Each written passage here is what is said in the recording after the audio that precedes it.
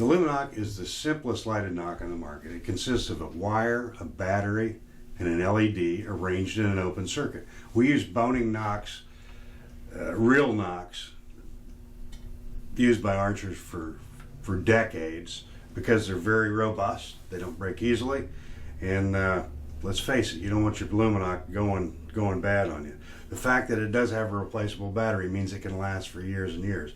At any rate, a battery, a wire, and an LED arranged in an open circuit, so that all you need is something conductive to complete that circuit. Now here I'm using the coiled wire, which is a handle used in replacing your battery, to complete that simple circuit. Now that's, when we prepare our arrow, that is what the arrow is going to do.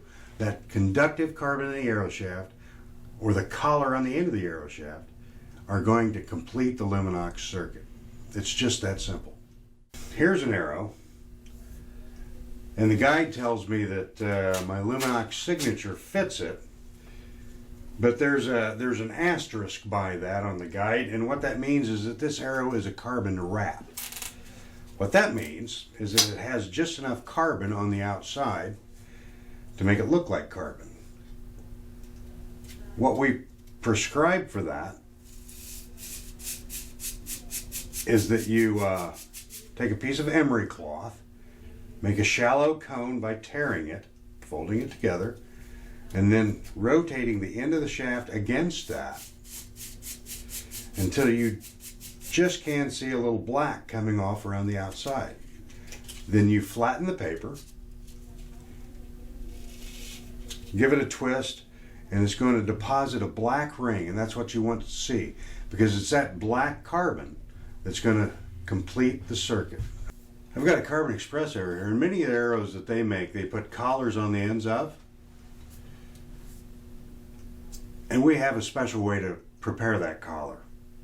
I like to ask people to take the collar off the shaft and drag the back surface of it against a piece of emery cloth to clean the non-conductive anodization from the end of it.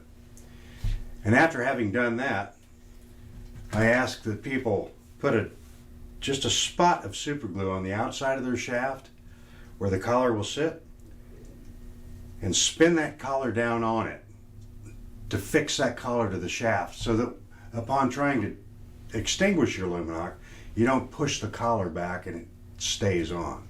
Let that dry completely before you install your Lumenok, so as to ensure that you don't glue your Lumenok in the shaft. This worked very well.